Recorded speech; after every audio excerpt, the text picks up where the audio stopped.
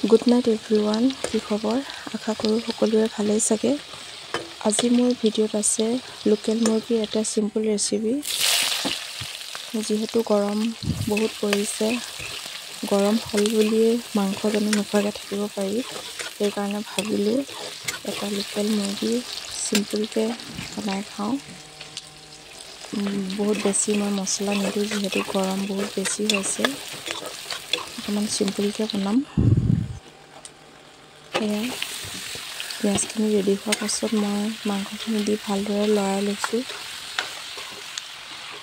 অকণমান দি লৰাব লাগিব, যিহেতু লগালগ হালধি দি দিলে লাগি ধৰে। এয়া মই ইয়াত এড কৰিছোঁ হালধি দি আকৌ ভালদৰে লৰাই আছোঁ। ভালদৰে লৰোৱাৰ পাছত এতিয়া মই ইয়াত এড কৰিম নিমখ। সোৱাদ অনুসৰি নিমখ দিছোঁ। তাৰপাছত নিমখ দি আকৌ ভালদৰে লৰাই আছোঁ। অকণমান ফ্ৰাই হোৱাৰ পাছত মই ইয়াতে এড কৰিছোঁ আদা নহৰু পেষ্ট এড কৰাৰ পাছত মই আকৌ ভালদৰে লৰাই আছোঁ।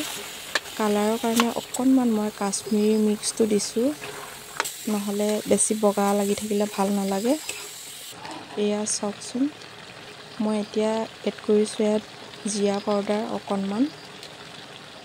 তাৰপাছতে জিৰা পাউডাৰ এড কৰি মই ভালদৰে লৰাই ইয়াতে মই এড কৰিছোঁ ইলাইচি, লং, ডালচেনি অকণমান গুড়া দি দিছোঁ। এয়া মাংস ফ্ৰাই হৈয়ে গৈছে। এতিয়া মাংস ফ্ৰাই হৈ যোৱাৰ পাছত মই ইয়াতে ফ্ৰাই কৰি থোৱা আলু কিপিচ ইয়াতে দি দিছোঁ। আলু কিপিচ দিয়াৰ পাছত মই ভালদৰে লৰাই ল'ম। ভালদৰে লৰাই অকণমান দেৰি থোৱাৰ পাছত এতিয়া মই ইয়াত এড কৰিছোঁ পানীটো মই গৰম পানী এড কৰিছোঁ।